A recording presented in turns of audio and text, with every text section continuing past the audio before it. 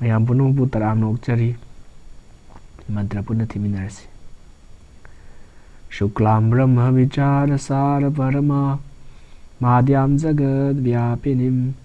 वीणा पुस्तक धारणीं अभयदां जाड्यान्धकारापहां हस्ते स्फाटिकमालिकां विदधतीं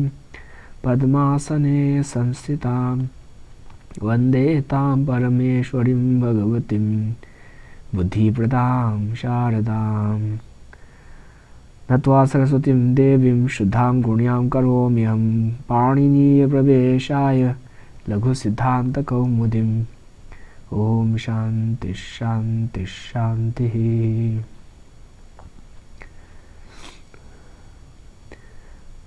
व्याकरणदा अ हाइनजु थेंगनानि नत्रगना अ वर्ण हाइनजु थेंगनानि नत्रगना अकार हाइनजु थेंगनानि कार कार हापचनबा नत्रगना वर्ण वर्ण हापचलकपा अहुमजे अमतनि अ हाइरेनि मी अमगी ममिंग अनि होम सुबुगुमनि अकार हाइगेरा अवर्ण हाइगेरा अ हाइगेरा अमतनि दमाइ तौना ककार कबु ककार हाइरा खंगननि ह हकार माबु मकार नबु नकार तबु तकार समाइना तकार मकार पकार चकार झकार सम हाइरकनि क वर्ण हाइरजे अ वर्ण इ वर्ण उ वर्ण हाइरजे उ हाइदो उ वर्ण अमतनि अदना अथ हाइबसिना मंगलवाचकने अफब अफ नुंगाइ पीबा वाहिने अचा हाइजना प्रत्याहार अचा हाइदि अ इ उन रे लिरिक ए ओंग आई औच अदु मयंग मापन अदना अ इ उ रि लरि ए ओ ऐ औ मयंग मापन खोंथों मापन सोर मेक सिंग बावेल सिंग लो यावरे सिदा हल हाइरगना करिनो व्यंजन कंसोनेंट लो यावरे यावरे लर्न अदुदगिना सर सर हलबो अदुना हल हाइर खंगनरनि हल हाइरगदि करि खंगनगदगेबो व्यंजन मेक सिंग खंगनरनि कंसोनेंट संधि हाइरगदि टेंसिनगिबो पुनसिनगिबो खंगनै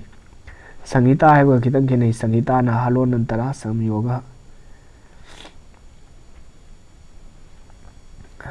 para sanikarsa संगीता ममांग दसदा हाइगैसे para sanikarsa संगीता वा ngang मतमदा थुन थुन हाइबदगी वाहिगा याम नक्सिनरे खोंथोक याम नक्सिनरे मदुगी स्थिति दु फिबमदो अदुबु करि कौगे संगीता हाइबा संधि हाइसे पुनसिनगिबो तिनसिनगिबो हाइबनि संगीता अरगदि नक्सिनरमनि तिनजनगरनि संधि कोन लागतोइनि अदना भावेल सिंह कमाई तौदना पुनसिनगी कमाई ओन गदगे हाइबदो अदुदगी येगसे हजि भावेल की स्वर मेक सिंह आहान सूत्र धारी इको यर्नची इक स्थाने यर्न स्यात अची स्यात दहलंत अची संहितायाम विषय सब्जेक्ट संधि की सब्जेक्ट कॉन्टेक्स्ट है संगीता हेक ओइरबा वाहिगा मयक खोंथोक नक्सिनराबा अदुरगदि करि तौनि अदुगी फिबमदुदा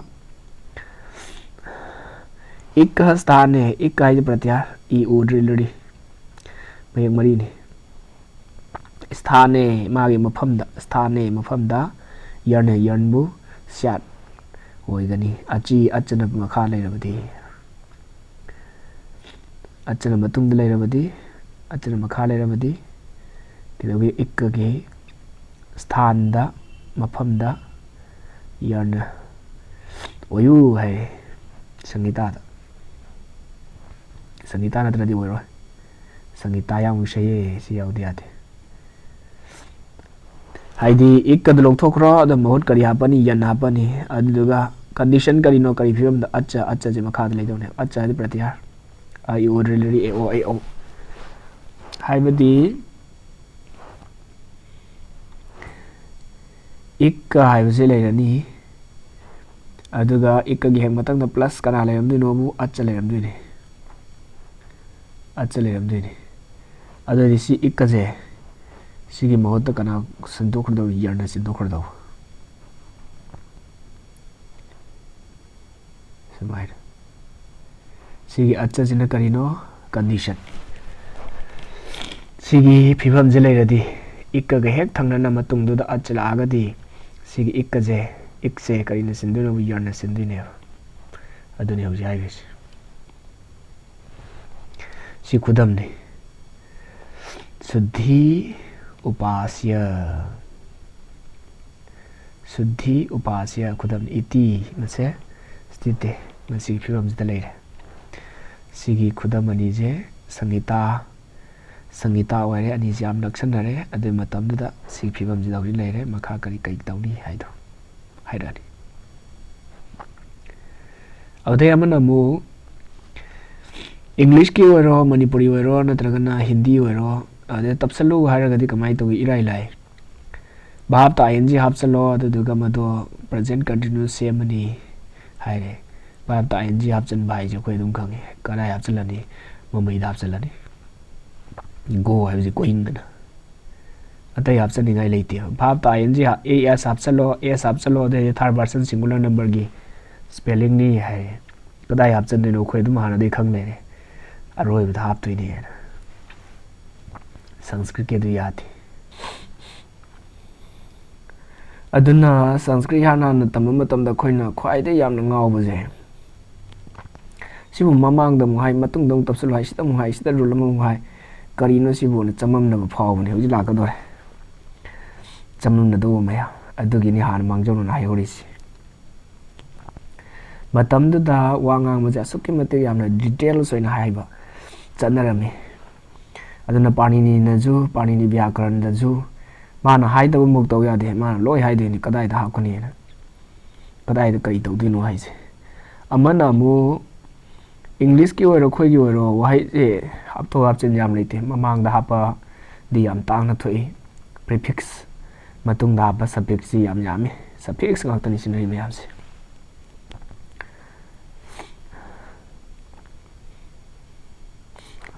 kudam hoina chawba haire achauba haire mamang da hape sidi yam tang chawba mi maming ni chawba ni hairo matung da tape chawba dagi haije matung da tape adun ayam matung da tapa suffix ngak mamang da tapadi yam de Sanskrit ki di mamang da tapi mayai da hap chali matung da hap chalewa aduna kadai wai da hap tuino haije pani ni mana masana sida hapo si or gadi sida hapo sida or sida hapo haije details haira kani adu mayam haira kanu da khoina hana dei di go da ing hap chalo haira gadi matung da thok hap chali adugi habit tu lei bani na adu kari no ma haije bu pani ni grammar da haije bu na gyan ta da yawi ado details haiba chanai adu duga amana mu matung da tapsan mazu yawi mamang da tapsan mazu yawi marak da hapchan mazu yawi aduna magi niyom do yam laibanina adudugi details ani matang hairapani aduna mayam matha sabirun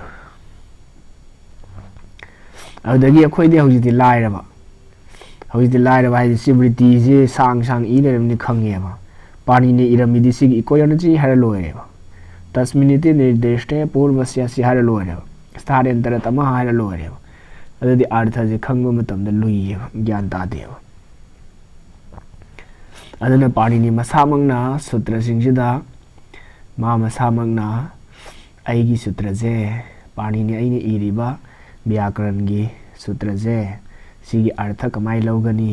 kari tawdongno haije mana macha taina fadana khaira faza hairame aduni hoji hairisi akoina di briti yawramni sibu hanjan haile haidra siab sibu khanba pani ni masana iramidi vyakhya je sandona takpasi yawdabanina khangbada ngamdeba mana taamba hairambadugi matungina mayamna khangdana hoidi sang ibewani aduna pani ni sida hairi kari haige de yengsi tasminniti nirdeshte purvasya saptami nirdeshena saptami vibhakti haira khangne na bu dagi tamak gi da haidana tarakadoini tariya thona leidoini subject object adai possessive case kana English da lei do adumaina Sanskrit ki kaya lei ke bu tare thona lai adugi akon bu da hai mafam khangna ba support khangna ba mafam yumpham khangna ba adudo kari haige saptami hai khangnai adana saptami nirdeshe na sutra da si jaise eco energy sumaina kudam eco energy ka hai gare sida sumai sutra singje sida saptami yauraga saptami da dai sida achi hai sida energy hai bagi si achi hai je si saptami si achi saptami sutra da sumaina saptami na nirdesha na haidi mana takba si tawna adugum vidhyamanam tawgadoriba karyam thabagado varnantarena mayek amatana avyava hitasya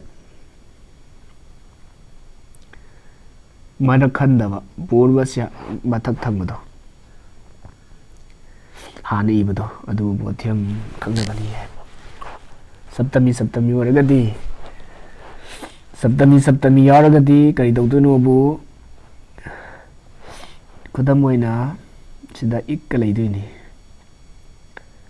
ikka leiraga mathangda plus kari leini haigi acha haiji leidoini sumai leidoini ikka mayak si leidoini acha mayak mathangda lakdoini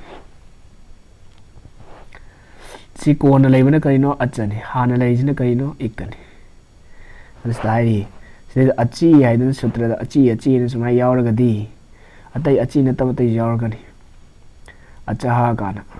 षष्ठी विभक्ति पंचमी विभक्ति गी ताबा गिदमक ताबा दगी ताबा the Taba यारकनी मरुइन अहुम यारकनी Amna Panchami Amna Shashthi Amna Saptami हारगना the ताबा पंचमी हारगना दगी हाबा षष्ठी विभक्ति हारगना गी ताबा सिगी अहुम जे मरुइना सिगी अहुम जे पाणिनि व्याकरणदा अहुम जे सिजनरगा सूत्र जिंग सेमकदोइने अदना पंचमी वरगदी करी हाइगनी सप्तमी वरगदी कदाइदा करी तौदिनो हाइसे माना तालकपै वाने अदना सिदैदा अची हाइदना यावरे फिबमना करी हाइरे इक्का प्लस अच्छा समाइ लैदिने इक्का प्लस अच्छा सिगी फिबम जिदा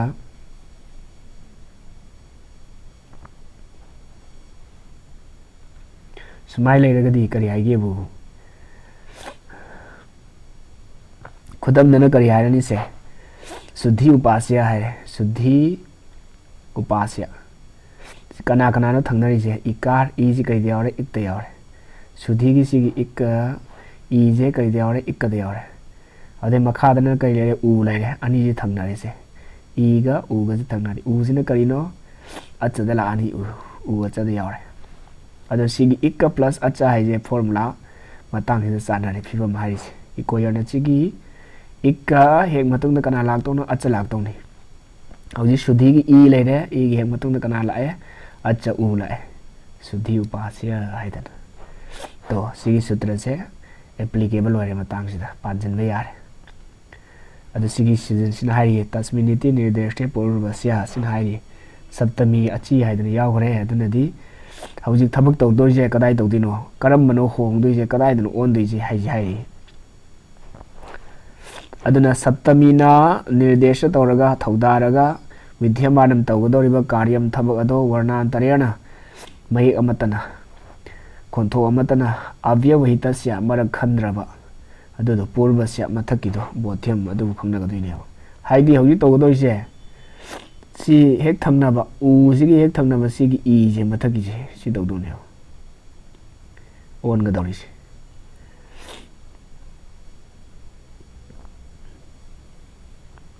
मखन नाम लाखिनी सुमाइना अनि जी थंगनर लेरे तुंगी जी ओनबा थंगनर लेरगा अदो मतंग जी हाइजदी थंगनर लेरे अदो तुंगी जी नते हौजी ओनगदी कनानो सिगी ममांगी जी ने ओनदोइसे थंगनर लेबिसे Sidasu sisu ikani suda yaurije suda u yaurije sisu ikani I u ukani ikani ado sidi tawba yarroyaba kari maramginobu mathangda upasya ki u jiga kyam thapna grage busidi I ju lere dha ju lere marakda myam khangreba adana marak khanda hek thangna ji tawdawneba awde amuksu kai tawduna akon mudu nateba ondoise ahan maduneba purvasya hana ibdu sisu ikaneba u hayu ikaneba I hayu ikaneba si tawda si tawroidra haije gyan da deba chamamnareba adu parini na haiye kari haigebu sumaina ani taisana matamda saptami sida achi ne yaure adu eragadi kari tawdunobu hek thangnaba sigi ahanba mamangi je si tawdawni sidani ondoise yarna ondoise u sida natte yarna ondoise kanadanobu sigi ikar se ni hai akoi namda ta damni khara lubu manbe wani rai lai mani ko na makha sam tara kan tawra kan nu ngai rakani makha sam pagi sthaniyantara tamahai si soro chat kharabni haraso a sandhi tawra ne e da chat khare aduna hana haraso a lerami haiba khangna na buini sumaina esman ma macham tawris anila agadi sina sara dirga a amakakta lagadi soro haraso a prasange sati prasanga haidi context English direct context phibam ase oirabada sati oirabada haidi hauji kari haigare saptami na thawdaraga tawdori thabak dudi sudhi gi ikar do adada tawro I duni ahan madu mayek amtana khandaba ahan madu matung thang upasya gi udu nate ahan madu ahan ba wahi dugi aroi madu thangnari do ani suba wahi gi ahobu nataba ahan ba wahi gi akon madu adudi ani suba wahi duga thangnara leire dugi mayek tadi adugi ahan ba wahi gi ikon ko madu tawdawni haigare karino tawdoidi yarna haiji ondoini haiba kanagi mahutta ikkagi mahutta yarna olu na haire phare olaje ikkadadi kya lei ikkadadi mari lei yarna da kya lei yarna ju mari lei mari ni adudi ama hekta onthok yabradi pangida I u ri asomna ya wara la hekta pangon on jabra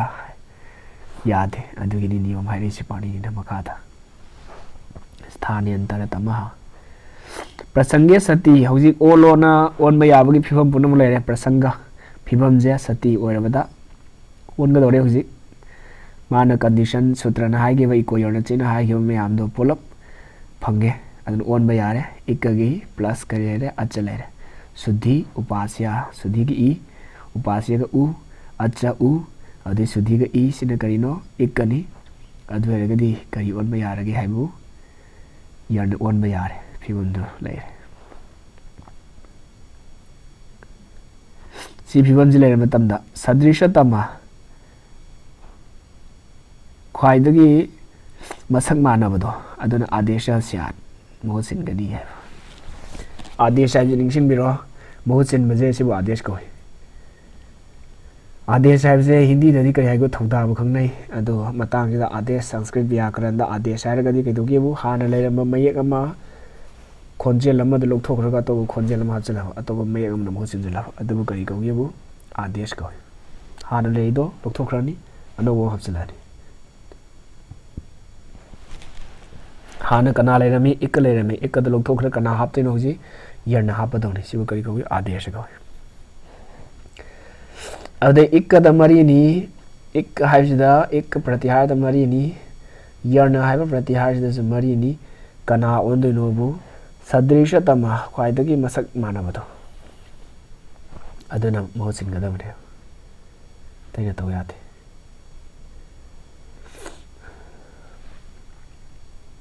aduyedi kari tawba tarage bu koi ucharan sthan mamang da hai khiba adedi abhyantara prayatna bahya prayatna loi phade yaro adu yaudredi on yaro aduna kari leire ikkada karino I ꯎ ꯔꯤ ꯂ꯭ꯔꯤ ꯌꯔꯅꯦꯗ ꯀꯔꯤꯅꯣ ꯌ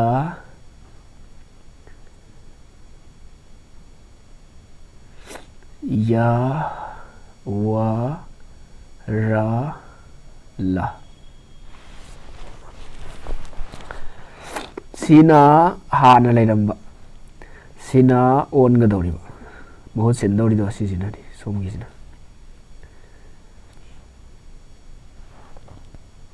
ꯑꯗꯨꯅ 이ጩ 야샤남 तालु है 이ጩ 야샤남 야 यावरे 이ጩ याशानाम तालु उच्चारण स्थान दा करी लेगेबु ई हाइबसे सिजु या जिजु कई कौगे तालु दगी नि अदि उच्चारण स्थान मानरेसे रे टू रशाना मूर्धा रिकाने राने से मूर्धा कोक दगी नि ऋतु लसनम दंता लरी ला से दंत दगी चिंबा यादगी उपु बदमान याना मोष्ठौ चिंबाल नदगी नि उजे अदो वदि कदवी वकारस्य दंतोष्ठम दंत और ओष्ठ यावरे दंत जुनी अदो सिगी उ हाइजदी ओष्ठ खक्तनी दंत दि यावदे यादि यावदे वदि दंत जु यावरे याजु यावरे ओष्ठ चिंबाल जु यावरे अतैदी ओष्ठ यावबा मु यावदरे अदुना पुरा मानब नत्रगसु ख्वाइदगे मयामसिदगी ख्वाइ मानबदी कना ओरे ओष्ठ तंखाय म ओष्ठ ओरमिना व जसिननी उगी महत कना सिलनी व सिबुनी सहायगी स्थानेंद्र तमा स्थान हाइदि सदृश तमा ख्वाइदे मसक मानबदो अहामद स्थान येंगनी उच्चारण स्थान याद्रगदी आभ्यंतर प्रयत्न बाह्य प्रयत्न सब लोइन मु येंगकदोइनी अदि स्थान येंग मतमदा फंगरगदी यारे हौजि स्थान येंग मतमदा फंगरे ई सिगे महूट कया कनान सिलनी यान सिलनी उगी महूट कनान सिलनी वान सिलनी अदगी री गे महूट कया कनान सिलनी रान सिलनी री गे महूट कनान सिलनी लान सिलनी सिमु सदृश तमा ख्वाइदगी मसक मानबदो अदुन आदेश मो सिनगदबने स्थान येंगनी आभ्यंतर प्रयत्न येंगनी बाह्य प्रयत्न येंगनी अदुगा अद स्थान येंग मतमदा करिगुंबा सोल्यूशन फंगरगदी उपाय लेरगदी अदुना लोइरगदी खेनब फंगदना तोंगान तोंगान तारगदी ओनग्रनी अदुना मसाई करी हायरमनो सिदा लोइरे इकोयर्नचिग सूत्रदी संधि असेंगबा इकोयर्नचि की थबक दिसदा लोइरे इकोयर्नचि हाइगी थबक सि लोइरे करी लೈ अहामद करी हाइनो इक प्लस अच लेरगदी इकबु यन ओंथोखरो इक लोंथोखरो सिनी तस्मिनिति निर्देशते पूर्वस्य सिन करी हाइगेबु अची हाइदन सुमाइने सप्तमी यावरगदी सूत्रदा सप्तमी यावरगा थौदारगदी निर्देशेना अदो हेरगदी कई दोदिनोबु अनि थंगनरिजे सिगी अहानबजे सिदा ओइदौनी हाइबा पूर्वस्य अदैदि मथंग म हाइरेये मयेक्ति सोमदसु मरी सोमदसु मरी खोंथोक्ति मरी नि अमा हेक्ता तौसन जाबरा ओनबदो यादे अदु कई हाइ सदृश तमा हान लेरमीबदो करी हाइरा खंगनै अदु स्थानी हाइरा खंगनै हान लेरमबसिना स्थानी हौजि कोना हापसलकसिना आदेश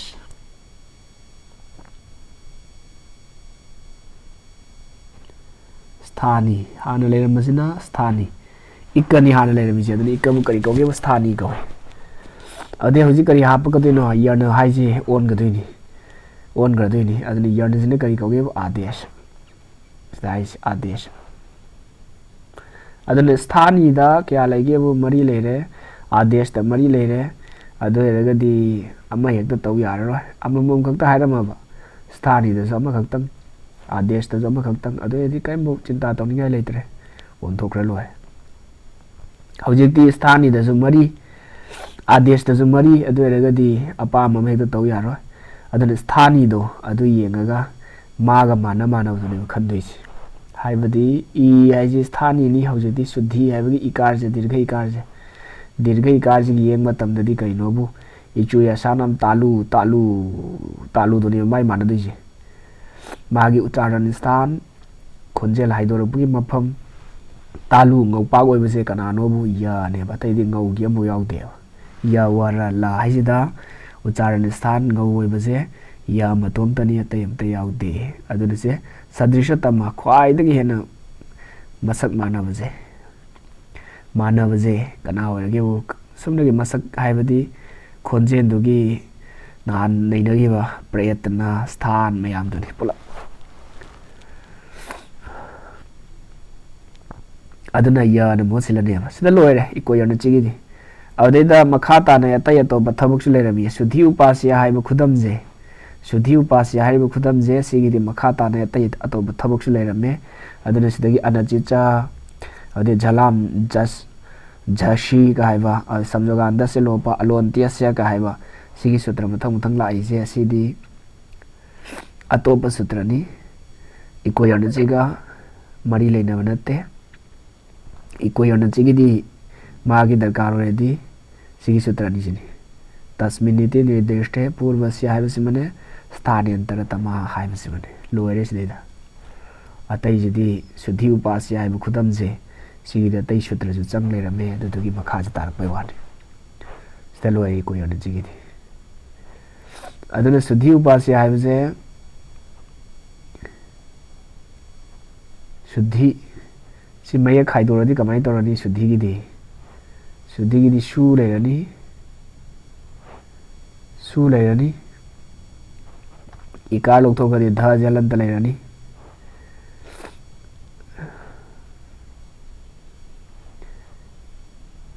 adagi sigi i sigi mapasda mohsta kai silakadana ya silakadani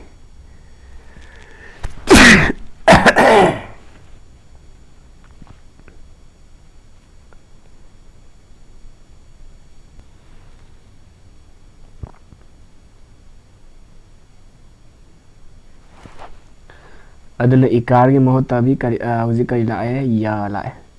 matam pona mutu section gadabani benjan meg sing iba matam da halanta matam ponu ti gadabani si makha gi sakai hasanta aduna hanadi i ram matam nadi sidi swar meg ni na hasanta yauroi huji i gi mohta dirga i gi mohta kana sele ya sele adadi ya dadi halanta yaudi ate aduna kai lerage usida iri jeduna suddha ya aur upasya samay lae iti ate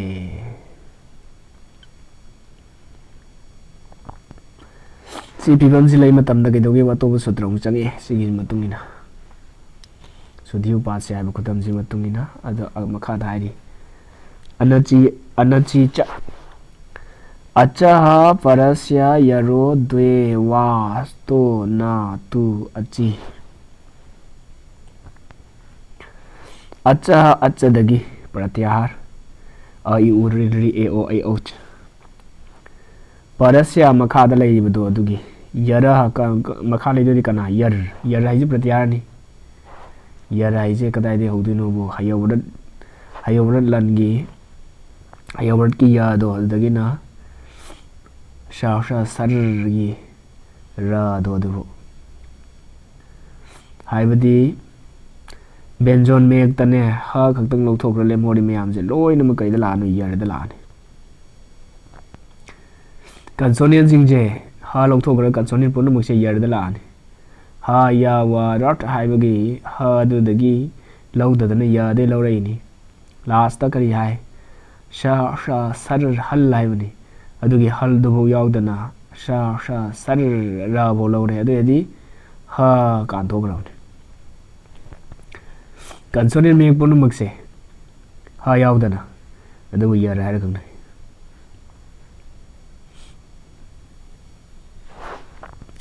acha dagi parasya makha da lai ba yar gi dwe do vikalp wa vikalpa se vikalpa haidi amuk oiba amuk oidaba thab ani doba spelling ani phangani amungna kaidorani oirani amungna oiraro adabu kari kawi wa vikalpa sto oi ado pibo mari na tu achi acha le rabdi yaro heba makha da acham le raba de yaro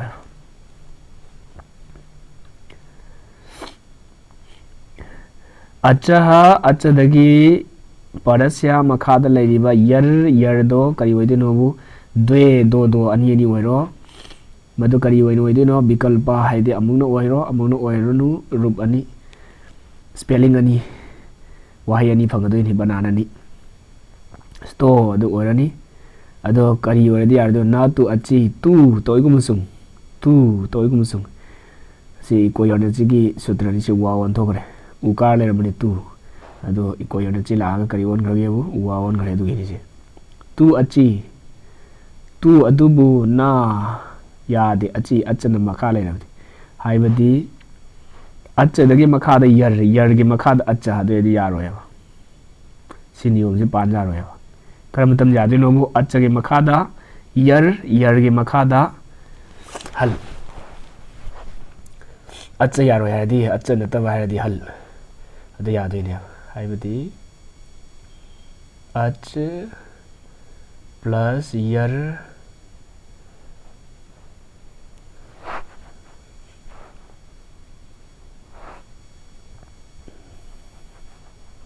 अच्छा plus यर plus हल अच्छा नतबा हायरगदि हल सी ओरकांसिदा सिगी यर जे मयाइदा लैजे C double double ओरकदौने द्वे double ओरकदौने सिनी हाइसे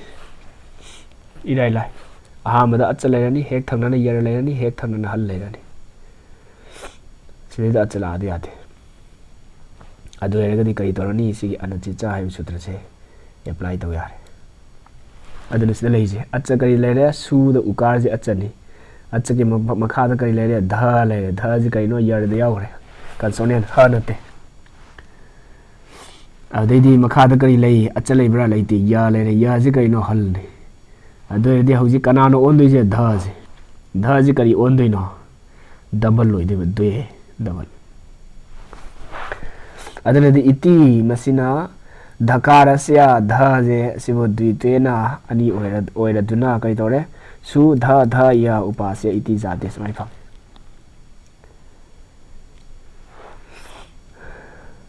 मथंग अमु हारे झलाम जश झशी से लोइनमु करिनो प्रतिहार ngaktani झल हाइजे कदाइ बु ओइनी प्रतिहार झल झ भई हाइबदगिना घाढा दश ज ब गाढा दश ख फ छ ठ थ च ट तौ क पै श श सर हल सिबोंनि झल हाइजे हाइबदि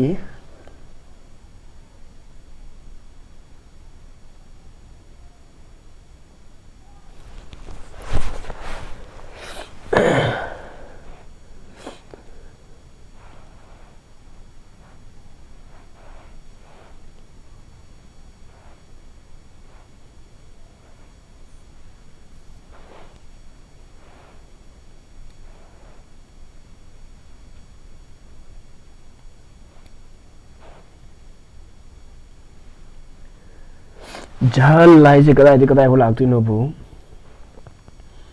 झ दगिने हो जागिदो झ भई घाढा दश ज ब गाढा दश ख फ छ ठ थ च ट तौ क पै श स स ह सिबु करी करोगे बु झल गौरे हाइबदि कई कई लौथोखरनि सि अरोइबै जे सि लौथोखरो सिंगै जे लौथोखरो सिबु करी करोगे बु झल गौरे झ भई गाढा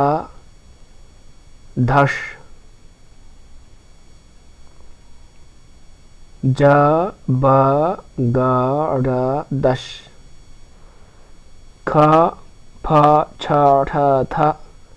च ट तौ का पै शा शा सा हा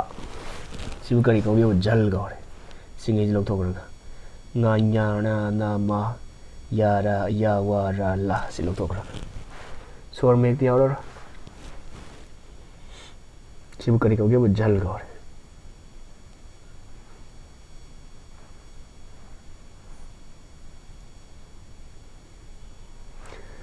जल जे सिगी Jalan जलगी मफमदा ngasai moi mafamda ni jalgi mohutta manipuri da ga ni mohutta ni sthane ika sthane ha gi do adu maina hawidi kana gi sthane tawdu no bu jalas jalam sthane jalgi mohut sindor gi sthani ji kana no jal mohut sindu ko dori ba adesh na kana no jash adegi condition kari no kari phibam da jash ha je makha da le rabati jash ha je kari kai no yeng chi jash है जे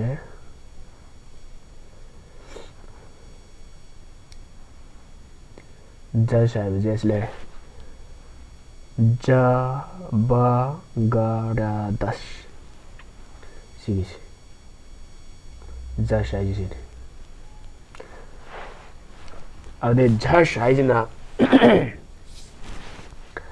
jash है जना कदाई वो लागती no सीधी अनी ची सिगी अनी जिना जश झा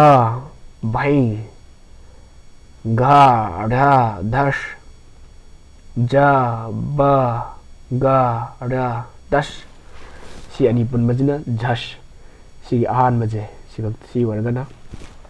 जश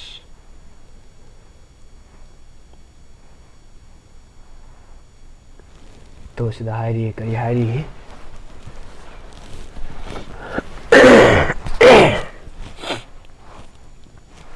वृत्ति हायरी स्पष्टम सिदी सेंगे स्पष्ट हायरी सेंगे तसेंग हायदसु यारे ngasai ko yon chi da hai gi do adu hai gram ni na adu gi adu mai cha mana se lai re iko yon achi adu mai se jalam jash jashi sidi khango dum hai du yare hai ba di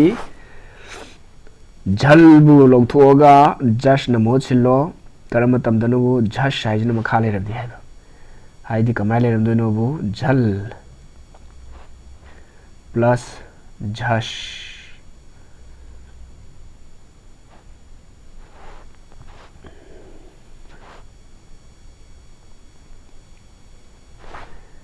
जल plus झश सी वरगदी सी झल जिबु करी नमो छिन्दु नबु जश नमो छिलो झलाम जश झशी है नमो छिलो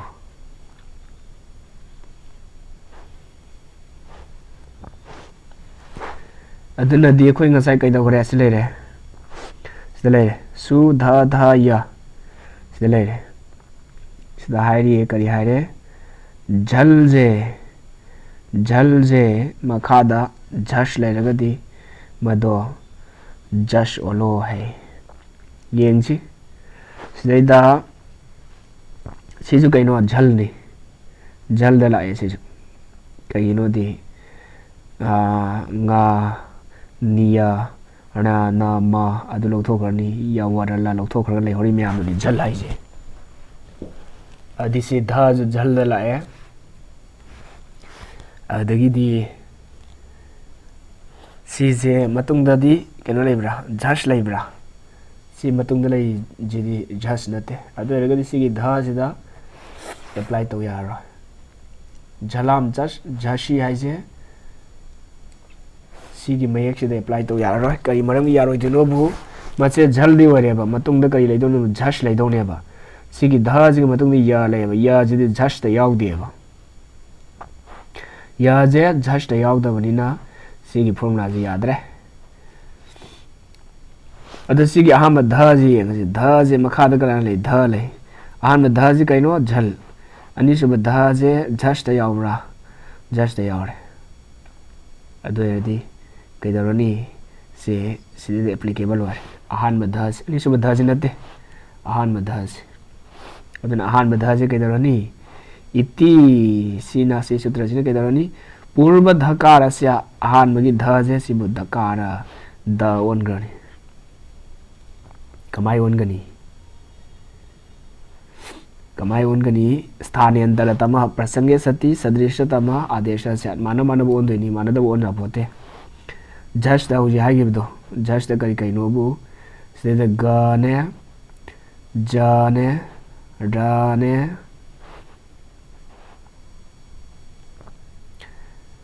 अदैदी दाने बाने सिनेबा अदसिदा लैजे स्थानी येंग येंग ओनदोनी स्थानी जे मसी स्थान करिनो उच्चारण की स्थान मफम खोंजेन कदाई थोकेबु लरी तू ला सा नाम दंता है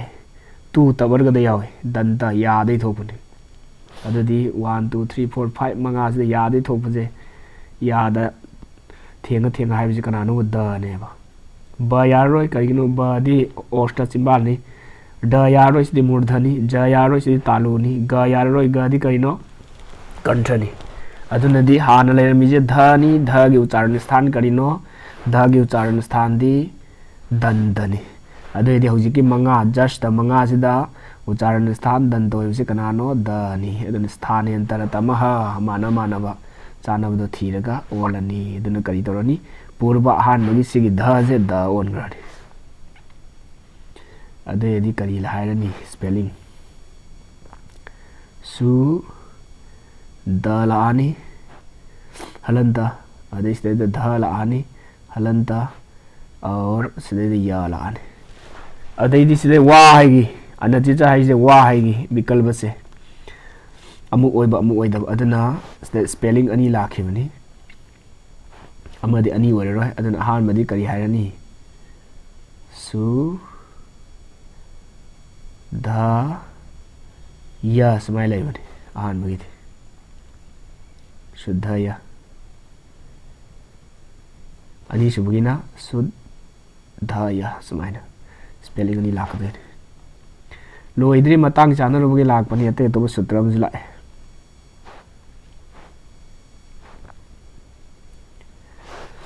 सिमखादम हायरे संयोगान्तस्य लोपः संयोगान्तम यत् पदम तदन्तस्य लोपः स्यात् संयोगान्तम संयोगन लोम यत् पदम अदुगम पददो वाहैदो तदन्तस्य मान अरोइबदो मागे अरोइबदो लोपः स्यात् लोप ओयु वाय संयोगदि करी हाय ममांग दाय करे ममांग दंगरांगी परादि यावगिबदो पर सन्निकर्ष संहिता संहिता कदाई बुकौगेबु अनिदु याम नक्सिनरदि वाहै मयेक तो खोंथोक तो हलो नंतरा संयोग हल अनि गी मरक्ता व्यंजन अनि गी मरक्ता कंसोनेंट अनि गी मरक्ता करिगुंबा स्वर मेग याउद्रो बावेल याउद्रो अदेदि हौजिकी हल मयेक अनि दो कंसोनेंट अनि दो संयोग को संयोगदि तपना भाइबनि मणिपुरी तपना अदन से हारी करी हारी संयोगान्तस्य तपनब मयेकिने अरोय अरोय मयेक दो तदन्तस्य अरोयबदो अंत तत् मधुगी अंत अरोयबदो लोप लोपदि केदरनी आदर्शनम लोप लौथोखरानी हानदि लेरमदुइनी हानदि अदु लौथोखरानी अदु करी कौगेबु लोप हाइबदि हौजिकिदा सु द ध या सिजे पदनी से सुधी हाइदो ngасai अहोबदा खोइना तौरिदो दो पदनी सुधी दगी लाकपनी अदुना सिजु पदनी से सुधी दुनी से पदगी अरोइबदा करी लेगेबु हौजिकती संयोग लेरे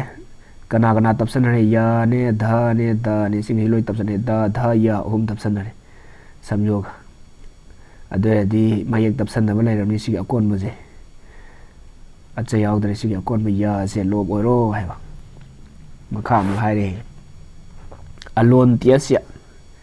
लोब ओइदै से अमु लौथोकदि से करम ओइदैनो हाइजे अमु खंगदे यारो अदुगी हाइरे कमाई तौदीनो है षष्ठी निर्दिष्टो अंतस्याल आदेश आदेश तौदोरिसे कदाई तौदीनो षष्ठी निर्दिष्टो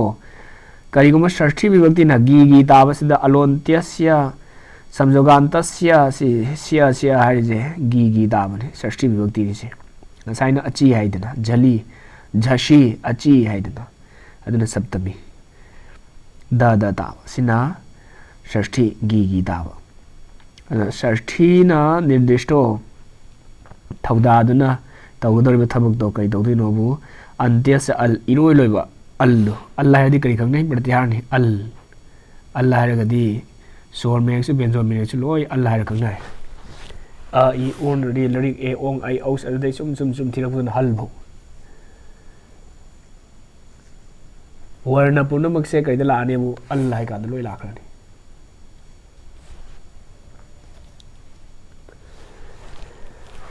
अदुना संयोगांतस्य सिया हाइदना सिदा हाइगे षष्ठी विभक्ति नि षष्ठी विभक्ति यारगा सूत्र द थौदार ए करिगो खरा तौननबा लोपो ओइरो हाइरे सी सूत्र जि मतुंगी नदि लोपो ओइरो हाइदना थौदार ए सुमाइना षष्ठी विभक्ति यारबा गी ताबा सिया तादबा तै जरकनी मागी वाहि वाहि दगे मतुंगिना षष्ठी विभक्ति वो हेक ओइरगदि कै दौरगने बु इरोय लोइबा अंतस्य अल इरोय लोइबा मयेक दो अल हायदि पुलप यावरे सोर व्यंजन लो यावरे तनसुनेन भवे अरोइबा मयेक दो अदुदो आदेश अदुनेबा लोप तौदिसे अदुनदि हौजि कना ओ तौबा तारे हौजि तौदिजे सु ध य हाइबो य जे ओइबा तारे य जे ओइ लौथोखिबा तारे इति सिना य लोपे य जे लोप ओइबा प्राप्ते तौबा तारे याजे लोग ओइबा तारे सि वार्तिक नि याना हा प्रतिषेधो वाच्य वार्तिक नि सि ब्रैकेट मनुंग द यावरिसे सुमाइना ब्रैकेट मनुंग थमिसे सि ब्रैकेट मनुंग द यावरिसे वार्तिक नि याना हा यानगेदि प्रतिषेधो वाच्य लोप ओइ वाइदो ओइरोयबा संयोगांतस्य लोपहदा लोप ओइउ ना हाइबदो यन प्रतिहार से ओइरमगदि मागिदि लोप ओइ यादेबा लोप ओइरोयबा ओइउ ना हाइरे हम ओइ यारो हाइरे अदन ओइरोय अदि हौजिक तिनजलगा कई तौरनी मयेक तो तिनजलगा लोय संधि लोय सुध्यु पास्य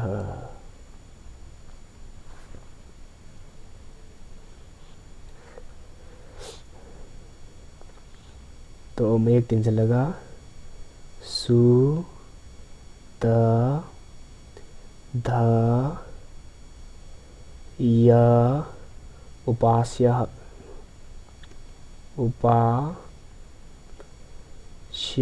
स्मैता लेबदो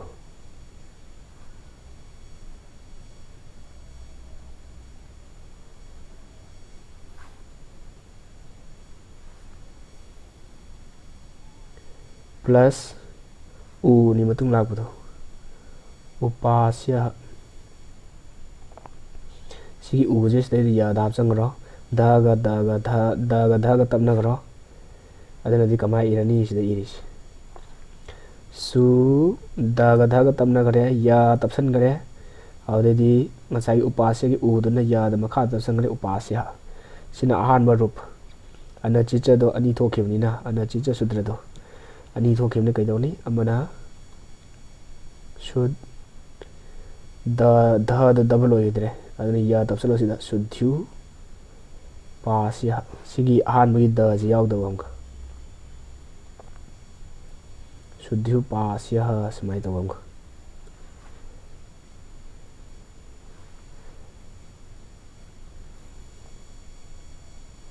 शुद्धु पास्य समाय तो स्पेलिंग अंक अनि थोथे सिले शुद्धु पास्य द यावमने द यावदबमने कदाइदि लाखिबनो अनचिचा हाइबा सूत्रदि लाखिब अच्छा परसे यरो दोयवास्तो नातु अच्छी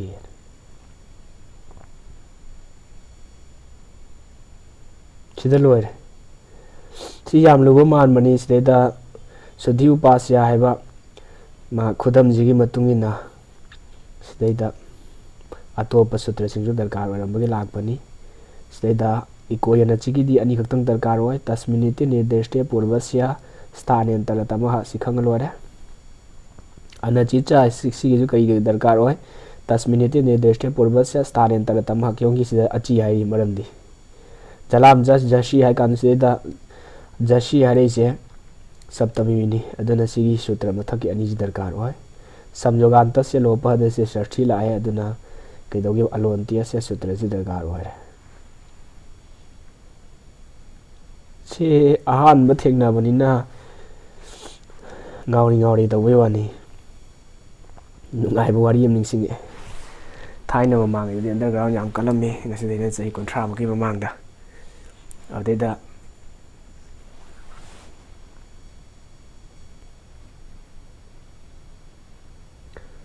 ꯑꯗꯨꯗ ꯑꯟꯗꯔꯒ꯭ꯔꯥꯎꯟꯁꯤꯡꯗ ꯌꯨ ꯊꯛꯄ ꯌꯥꯔꯣꯏꯅ ꯊꯤꯡꯉꯦ ꯑꯗꯣ ꯍꯧꯖꯤꯛꯁꯨ ꯌꯨ ꯊꯛꯄ ꯌꯥꯔꯣꯏ ꯍꯥꯏꯁꯨ ꯂꯣꯟ ꯑꯗꯨꯝ ꯊꯛꯅꯔꯤꯁꯦ ꯑꯗꯨꯃꯥꯏꯅ ꯇꯧꯗꯅ ꯑꯍꯜ ꯑꯃ ꯃꯤꯌꯥꯏ ꯆꯜꯂꯕ ꯆꯍꯤ 50ꯃꯨꯛꯀꯤ ꯃꯤ ꯑꯗꯣ ꯐꯥꯔꯦ ꯀꯩꯒꯤꯅꯣ ꯌꯨ ꯊꯛꯏꯗꯤꯅ ꯄꯨꯈ꯭ꯔꯤꯁꯤꯗ ꯏꯔꯣꯏꯌꯨꯕꯅ ꯏꯔꯣꯏꯍꯜꯂꯦ ꯁꯤꯗꯒꯤꯅ ꯁꯣꯝ ꯅꯥꯀꯟꯁꯤꯐꯥꯎ ꯂꯥꯟꯊꯣꯛꯎꯕ ꯁꯣꯝꯗꯒꯤ ꯁꯣꯝꯗꯐꯥꯎ ꯂꯥꯛꯎꯕꯅ 3-4 ꯑꯗꯨꯃꯥꯏꯅ ꯇꯧꯍꯜꯂꯛꯑꯦ ꯏꯔꯣꯏꯕ ꯂꯣꯏꯔꯦ ꯑꯗꯨ ꯂꯣꯏꯔꯀꯥꯟꯗꯨꯗ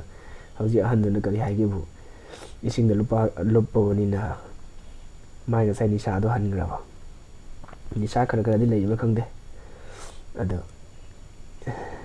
ꯃꯥꯅ ꯀꯔꯤ ꯍꯥꯏꯒꯦꯕꯨ ꯏꯕꯨꯡꯉꯣ ꯂꯣꯡꯗꯥꯎ ꯑꯝꯇ ꯍꯥꯞꯆꯔꯝꯒꯦꯅ ꯑꯗꯨ ꯋꯥꯔꯤꯗꯨ ꯅꯤꯡꯁꯤꯡꯉꯦ ꯑꯗꯨꯅ ꯁꯤꯗ ꯍꯥꯏꯔꯤꯁꯦ ꯃꯌꯥꯝ ꯀꯔꯤꯅꯣ ꯇꯧꯔꯤꯁꯤꯕꯣꯅ ꯒ꯭ꯌꯥꯟ ꯇꯥꯗꯕꯁꯨ ꯌꯥꯎꯔꯝꯃꯅꯤ ꯑꯅꯧ ꯑꯅꯧꯕ ꯀꯥꯡꯕꯨ ꯀꯩꯁꯨꯝꯕꯨ ꯈꯟꯕꯤꯔꯨꯅꯨ ꯏꯔꯥꯏ ꯂꯥꯏꯕ ꯉꯥꯛꯇꯅꯤ ꯁꯤꯗ ꯀꯩꯁꯨ ꯂꯨꯅꯤꯡꯉꯥꯏ ꯑꯃꯐꯥꯎ ꯂꯩꯇꯦ ꯍꯌꯦꯡ ꯇꯧꯔꯒ ꯑꯗꯨꯝ ꯍꯩꯔꯛꯈꯤꯅꯤ ꯉꯁꯤ ꯅꯣꯡꯃꯈꯛ ꯇꯥꯕꯅꯤ A for apple B for ball ꯍꯥꯏꯕꯗꯣ ꯑꯩꯈꯣꯏ ꯑꯉꯥꯡ ꯑꯣꯏꯔꯤꯉꯩꯗ ꯀꯌꯥꯃꯨꯛ ꯀꯟꯅ ꯆꯤꯟꯐꯥ ꯄꯨꯏ ꯒ꯭ꯌꯥꯟ ꯑꯃꯐꯥꯎ ꯇꯥꯗꯦ ꯀꯣꯟꯅ A for apple B for ball A B C D 1 2 3 ꯍꯥꯏꯁꯦ ꯀꯥꯟꯅꯔꯛꯏꯁꯦ ꯆꯍꯤ 10ꯒꯤ ꯃꯇꯨꯡꯗ ꯀꯣꯟꯅ A B C ꯍꯥꯏꯁꯦ ꯁꯤꯅꯤꯗꯅ ꯍꯥꯏꯗꯅ ꯀꯣꯟꯅ ꯈꯪꯉꯛꯄꯩ ꯋꯥꯅꯤ 1 2 3 ꯍꯥꯏꯁꯦ ꯁꯤꯅꯤꯅ ꯑꯉꯥꯡ ꯑꯣꯏꯔꯤꯉꯩ ꯑꯩꯈꯣꯏ ꯄꯤꯛꯏꯉꯩꯗ ꯀꯩꯁꯨ ꯈꯪꯄꯣ ꯅꯠꯇꯦ A for apple B for ball ꯑꯅ ꯑꯗꯨꯕꯨ ꯈꯪꯗꯦ ꯍꯥꯏꯗꯅ ꯀꯔꯤꯒꯨꯝꯕ ꯃꯇꯝꯗꯨꯗ ꯑꯩꯈꯣꯏꯅ ꯇꯟꯗꯅ ꯇꯣꯛꯊꯣꯛꯑꯝꯃꯗꯤ ꯍꯧꯖꯤꯛ ꯑꯩꯈꯣꯏꯅ ꯏꯪꯂꯤꯁ ꯍꯩꯔꯤꯕ 1 2 3 ꯍꯩꯔꯤꯕ ꯕꯦꯡꯒꯣꯂꯤ ꯍꯩꯔꯤꯕ ꯅꯠꯇ꯭ꯔꯒꯅ ꯃꯩꯇꯩ ꯃꯌꯦꯛ ꯍꯩꯔꯤꯁꯦ ꯃꯇꯝꯗꯨꯗ ꯈꯪꯗꯦꯅ ꯇꯣꯛꯊꯣꯛꯑꯝꯃꯗꯤ ꯍꯩꯔꯣꯏꯗꯣꯏꯅꯤ ꯑꯗꯨꯅ ꯍꯧꯖꯤꯛ ꯈꯪꯗꯦꯅ ꯈꯜꯂꯤꯁꯦ ꯈꯪꯉꯕꯅꯤ ꯍꯌꯦꯡ ꯃꯊꯪ ꯇꯧꯔꯀꯥꯟꯗ ꯏꯔꯥꯏ ꯂꯥꯏꯅ ꯈꯪꯉꯛꯀꯅꯤ ꯀꯩꯁꯨ ꯆꯤꯡꯅꯤꯡꯉꯥꯏ ꯂꯩꯇꯦ ꯑꯗꯩꯗꯤ ꯃꯌꯥꯝ ꯍꯧꯕꯗ ꯌꯥꯝ ꯉꯥꯎꯕ ꯑꯃ ꯂꯩꯔꯤ ꯀꯩꯗꯧꯒꯦꯕꯨ ꯏꯛꯀ ꯍꯥꯏꯔꯦ ꯑꯗꯩꯗꯤ ꯄ꯭ꯂꯁ ꯑꯠꯆ ꯍꯥꯏꯔꯦ ꯁꯤꯕꯨ ꯑꯠꯆꯁꯤ ꯃꯌꯦꯛꯁꯤ ꯈꯪꯉꯦꯕ ꯑꯍꯥꯟꯕꯗꯗꯤ ꯑꯠꯆꯁꯤ ꯃꯌꯦꯛ ꯈꯪꯉꯝꯗꯦ ꯏꯛꯀ ꯍꯥꯏꯁꯦ ꯃꯌꯦꯛ ꯈꯪꯉꯝꯗꯦ ꯃꯌꯦꯛ ꯈꯪꯉ ꯃꯇꯨꯡꯗꯗꯤ ꯑꯃꯨꯛ ꯀꯃꯥꯏꯅ ꯇꯧꯒꯦꯕꯨ ꯁꯤ ꯏꯁꯤꯁꯨ ꯏꯛꯀꯅꯤ ꯑꯗꯨ ꯁꯤꯅ ꯎꯁꯤꯁꯨ ꯏꯛꯀꯅꯤ ꯑꯗꯨ ꯁꯤꯅ ꯑꯠꯆ ꯍꯥꯏꯖꯜꯂꯤꯁꯤ ꯀꯩꯅꯣ ꯉꯁꯥꯏ ꯏꯁꯤꯗꯤ ꯏꯛꯀꯅꯤ ꯍꯥꯏꯁꯤ ꯌꯥꯔꯦꯕ ꯁꯤꯒꯤ ꯎ ꯍꯥꯏꯁꯤꯁꯨ ꯏꯛꯀꯅꯦꯕ ꯑꯗ ꯁꯤꯗ ꯑꯠꯆ ꯍꯥꯏꯖꯜꯂꯤꯁꯤ ꯀꯩꯅꯣ ꯍꯥꯏ ꯁꯨꯃꯥꯏꯅ ꯑꯍꯥꯟꯕ ꯍꯧꯀꯥꯟꯗ ꯀꯔꯤꯅꯣ ꯁꯤꯕꯨꯅ ꯒ꯭ꯌꯥꯟ ꯇꯥꯗꯕ ꯌꯥꯎꯕꯅꯤ ꯑꯗꯣ ꯀꯩꯁꯨ ꯈꯟꯕꯤꯔꯨꯅꯨ ꯀꯔꯤ ꯈꯟꯒꯗꯕꯅꯣ ꯀꯔꯤ ꯊꯤꯒꯗꯕꯅꯣꯕꯨ ꯃꯌꯦꯛꯇꯣ ꯃꯥꯟꯅꯕ ꯌꯥꯏꯑꯕ ꯃꯌꯦꯛ ꯍꯧꯖꯤꯛ ꯃꯃꯥꯡꯗ ꯂꯩꯔꯤꯕ ꯃꯇꯨꯡꯗ ꯂꯩꯔꯤꯕꯁꯦ ꯏꯛꯀꯗ ꯑꯅꯤꯃꯛ ꯌꯥꯎꯔꯝꯕꯁꯨ ꯌꯥꯏ ꯑꯠꯆꯗ ꯑꯅꯤꯃꯛ ꯌꯥꯎꯔꯝꯕꯁꯨ ꯌꯥꯏ ꯑꯗꯨꯒꯤ ꯈꯟꯕꯒꯤ ꯗꯔꯀꯥꯔ ꯑꯣꯏꯗꯦ ꯑꯩꯈꯣꯏꯅ ꯃꯌꯦꯛ ꯊꯤꯔꯒ ꯌꯦꯡꯗꯣꯏꯗꯤ ꯀꯩꯗꯧꯅꯣꯕꯨ ꯑꯍꯥꯟꯕꯁꯤ ꯀꯔꯤ ꯑꯣꯏꯗꯣꯏꯅꯣ ꯏꯛꯀ ꯑꯣꯏꯗꯧꯅꯤ ꯑꯅꯤꯁꯨꯕꯁꯤ ꯑꯠꯆ ꯑꯣꯏꯗꯧꯅꯤ ꯁꯤ ꯈꯛꯇꯪꯅꯤ ꯑꯩꯈꯣꯏ ꯈꯟꯗꯣꯏꯁꯤ ꯑꯍꯥꯟꯕꯁꯤ ꯀꯔꯤꯗ ꯌꯥꯎꯗꯧꯅꯣ ꯏꯛꯀꯗ ꯌꯥꯎꯒꯗꯕꯅꯤ ꯑꯅꯤꯁꯨꯕꯗꯤ ꯀꯔꯤꯗ ꯌꯥꯎꯒꯗꯧꯅꯣ ꯑꯠꯆꯗ ꯌꯥꯎꯒꯗꯕꯅꯤ ꯃꯌꯦꯛꯁꯦ ꯏꯛꯀꯗ ꯌꯥꯎꯕ꯭ꯔꯥ ꯑꯠꯆꯗ ꯌꯥꯎꯕ꯭ꯔꯥ ꯑꯅꯤꯃꯛꯇ ꯌꯥꯎꯕ꯭ꯔꯥ ꯌꯥꯎꯅꯤꯡꯕ ꯌꯥꯎꯖꯁꯅꯨ ꯑꯩꯈꯣꯏꯅ ꯊꯤꯗꯣꯏꯗꯤ ꯀꯔꯤꯅꯣ ꯑꯍꯥꯟꯕ ꯃꯌꯦꯛꯁꯦ ꯔꯨꯜꯒꯤ ꯃꯇꯨꯡ ꯏꯟꯅ ꯀꯔꯤ ꯑꯣꯏꯗꯧꯅꯤ ꯍꯥꯏ ꯏꯛꯀꯅꯤ ꯍꯥꯏ ꯑꯗꯨꯑꯣꯏꯗꯤ ꯏꯛꯀꯗ ꯌꯥꯎꯕ꯭ꯔꯥ ꯌꯥꯎꯗꯕ꯭ꯔꯥ ꯊꯤꯔꯗꯧꯅꯤ ꯑꯗꯨꯗꯩ ꯃꯗꯨ ꯑꯠꯆꯗ ꯌꯥꯎꯕ꯭ꯔꯥ ꯌꯥꯎꯗꯕ꯭ꯔꯥ ꯍꯥꯏꯕ ꯊꯤꯕꯒꯤ ꯗꯔꯀꯥꯔ ꯑꯣꯏꯗꯦ ꯀꯔꯤꯒꯤꯅꯣ ꯏꯛꯀ ꯍꯥꯏꯕꯅꯦꯕ ꯑꯠꯆꯗ ꯌꯥꯎꯔꯝꯕꯁꯨ ꯌꯥꯏꯑꯕ ꯌꯥꯎꯖꯁꯅꯨ ꯀꯩꯁꯨ ꯀꯥꯏꯗꯦꯕ ꯑꯗꯣ ꯑꯠꯆꯗꯣ ꯍꯧꯖꯤꯛ ꯊꯤꯔꯣꯏꯑꯕ ꯀꯔꯤ ꯊꯤꯗꯣꯏꯅꯣ ꯑꯩꯈꯣꯏꯗꯤ ꯏꯛꯀ ꯊꯤꯗꯣꯏꯅꯦꯕ ꯏꯕꯦꯝꯃ ꯆꯤꯅꯤ ꯄꯣꯔꯛꯑꯣꯅ ꯆꯥꯛꯁꯪꯗ ꯆꯪꯈ꯭ꯔꯦ ꯑꯗꯨꯒ ꯊꯨꯝꯁꯨ ꯂꯩꯔꯝꯃꯦ ꯑꯗꯣ ꯑꯁ ꯊꯨꯝꯁꯤꯁꯨ ꯄꯨꯔꯒꯦ ꯆꯤꯅꯤꯁꯤꯁꯨ ꯄꯨꯔꯒꯦꯅ ꯑꯅꯤꯃꯛ ꯄꯨꯔ ꯂꯥꯛꯑꯗꯤ ꯑꯗꯨꯗꯤ ꯑꯄꯪꯕ ꯀꯧꯔꯦ ꯀꯔꯤ ꯄꯨꯔꯛꯀꯗꯕꯅꯣ ꯆꯤꯅꯤ ꯄꯣꯔꯛꯎ ꯍꯥꯏꯕꯅꯤꯅ ꯆꯤꯅꯤꯗꯨ ꯄꯨꯔꯛꯀꯗꯕꯅꯦꯕ ꯑꯗꯨꯅ ꯁꯤꯗ ꯍꯥꯏꯔꯤꯁꯦ ꯁꯤꯗ ꯍꯥꯏꯔꯤꯁꯦ ꯏꯛꯀꯗꯣ ꯊꯤꯒꯗꯕꯅꯦꯕ ꯁꯤꯗ ꯏꯛꯀꯗ ꯌꯥꯎꯕ꯭ꯔꯥ ꯌꯥꯎꯗꯕ꯭ꯔꯥ ꯏ ꯎ ꯔꯤ ꯂꯔꯤ ꯑꯦ ꯑꯣ ꯑꯩ ꯑꯧ ꯏ ꯎ ꯔꯤ ꯂꯔꯤ ꯌꯥꯎꯔꯕ꯭ꯔꯥ ꯌꯥꯎꯔꯦ ꯂꯣꯏꯔꯦ ꯑꯍꯥꯟꯕꯒꯤ ꯂꯣꯏꯈ꯭ꯔꯦ ꯑꯅꯤꯁꯨꯕꯁꯤ ꯀꯔꯤ ꯌꯦꯡꯗꯧꯅꯣ ꯏꯛꯀꯗ ꯌꯥꯎꯕ꯭ꯔꯥ ꯌꯥꯎꯗꯕ꯭ꯔꯥ ꯈꯪꯗꯦ ꯃꯗꯨ ꯗꯔꯀꯥꯔ ꯑꯣꯏꯗꯦ ꯑꯩꯈꯣꯏ ꯌꯦꯡꯗꯣꯏꯁꯤ ꯀꯩꯅꯣ ꯑꯠꯆꯗ ꯌꯥꯎꯕ꯭ꯔꯥ ꯌꯥꯎꯗꯕ꯭ꯔꯥ ꯍꯥꯏꯁꯤ ꯌꯦꯡꯗꯣꯏꯅꯦꯕ ꯑꯠꯆꯗ ꯊꯤꯔꯣ ꯑꯗꯩ ꯏ ꯎ ꯌꯥꯎꯔꯦ ꯏ ꯎ ꯔꯤ ꯂꯔꯤ ꯑꯦ ꯑꯣ ꯑꯩ ꯑꯧꯆ ꯑꯗꯨ ꯍꯣꯡꯅꯤ ꯏ ꯎ ꯌꯥꯎꯔꯕ꯭ꯔꯥ ꯌꯥꯎꯔꯦ ꯑꯗꯨꯗꯩ ꯂꯣꯏꯔꯦ ꯑꯗꯨ ꯅꯠꯇꯅ ꯁꯤꯁꯨ ꯏꯛꯀꯗ ꯌꯥꯎꯏ, ꯁꯤꯁꯨ ꯑꯆꯗ ꯌꯥꯎꯏ, ꯁꯤꯁꯨ ꯑꯆꯗ ꯌꯥꯎꯏ, ꯁꯤꯁꯨ ꯑꯆꯗ ꯌꯥꯎꯏ, ꯑꯗꯨꯗꯤ ꯀꯔꯤꯅꯣ ꯇꯧꯔꯤꯁꯦꯅ ꯑꯗꯨꯃꯥꯏꯅ ꯈꯜꯂꯔꯗꯤ ꯂꯣꯏꯔꯔꯣꯏ. ꯑꯗꯨꯅ ꯀꯔꯤ ꯌꯦꯡꯒꯗꯧꯅꯣꯕꯨ ꯃꯥꯅ ꯍꯥꯏꯔꯤꯕꯗꯣ ꯑꯗꯨꯗ ꯌꯥꯎꯕ꯭ꯔꯥ ꯌꯥꯎꯗꯕ꯭ꯔꯥ ꯌꯦꯡꯗꯧꯅꯤ. ꯃꯥꯟꯅꯕꯁꯨ ꯌꯥꯏ, ꯃꯥꯟꯅꯗꯕꯁꯨ ꯌꯥꯏ, ꯑꯅꯤꯃꯛꯇ ꯌꯥꯎꯔꯝꯕꯁꯨ ꯌꯥꯏ, ꯌꯥꯎꯔꯝꯗꯕꯁꯨ ꯌꯥꯏ. ꯑꯗꯨꯃꯥꯏꯅ ꯇꯧꯗꯅ ꯁꯨꯃꯥꯏꯅ ꯓꯜ ꯑꯗꯩꯗꯤ ꯁꯤ ꯓꯁꯀ ꯍꯥꯏꯁꯦ ꯓꯜꯗ ꯌꯥꯎꯔꯝꯕꯁꯨ ꯌꯥꯏ, ꯓꯁꯇ ꯌꯥꯎꯔꯝꯕꯁꯨ ꯌꯥꯏ, ꯑꯅꯤꯃꯛꯇ ꯌꯥꯎꯔꯝꯕꯁꯨ ꯌꯥꯏ. ꯑꯗꯨ ꯀꯔꯤ ꯌꯦꯡꯗꯧꯅꯣꯕꯨ ꯑꯍꯥꯟꯕꯅ ꯓꯜ ꯑꯣꯏꯍꯟꯗꯧꯅꯤ, ꯑꯅꯤꯁꯨꯕꯅ ꯓꯁꯇ ꯌꯥꯎꯕ꯭ꯔꯥ ꯌꯦꯡꯗꯧꯅꯦꯕ. ꯑꯍꯥꯟꯕꯅ ꯓꯜꯗ ꯌꯥꯎꯔꯕ ꯃꯌꯦꯛ ꯃꯥꯟꯅꯔꯁꯨ ꯃꯥꯟꯅꯗ꯭ꯔꯁꯨ, ꯑꯅꯤꯁꯨꯕꯅ ꯓꯁꯇ ꯌꯥꯎꯔꯕ ꯃꯌꯦꯛ ꯃꯥꯟꯅꯔꯁꯨ ꯃꯥꯟꯅꯗ꯭ꯔꯁꯨ, ꯑꯗꯨ ꯑꯣꯏꯔꯗꯤ ꯑꯍꯥꯟꯕꯒꯤ ꯓꯜꯗꯣ ꯓꯁꯇ ꯁꯤꯟꯇꯣꯛꯀꯗꯧꯅꯦꯕ. ꯉꯁꯤꯒꯤꯗꯤ ꯁꯤꯗ ꯂꯣꯏꯁꯤꯜꯂꯁꯤ. ꯑꯇꯣꯞꯄ ꯈꯨꯗꯝ 3 ꯑꯃꯒ ꯂꯩꯔꯤ. ꯃꯙ꯭ꯋꯔꯤ ꯍꯥꯏꯕ ꯑꯃꯅꯦ, ꯙꯥꯇ꯭ꯔꯪꯁ ꯍꯥꯏꯕ ꯑꯃꯅꯦ, ꯂꯥꯀ꯭ꯔꯤꯇꯤ ꯍꯥꯏꯕ ꯑꯃꯅꯦ. ꯁꯤꯒꯤꯁꯦ ꯍꯌꯦꯡ ꯇꯧꯔꯁꯤ.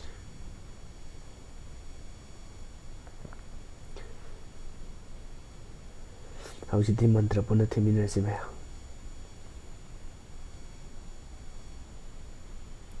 शुक्लां ब्रह्मविचारसारपरमाद्यां जगद्व्यापिनीं वीणापुस्तकधारिणीमभयदां जाड्यान्धकारापहा हस्ते स्फाटिकमालिकां विदधतीं पद्मासने संस्थितां वन्दे तां परमेश्वरीं भगवतीं बुद्धिप्रदां शारदाम्. नत्वा सरस्वतीं देवीं शुद्धां गुण्यां करोम्यहं पाणिनीयप्रवेशाय लघुसिद्धान्तकौमुदीम्. ओम शांति शांति शांति.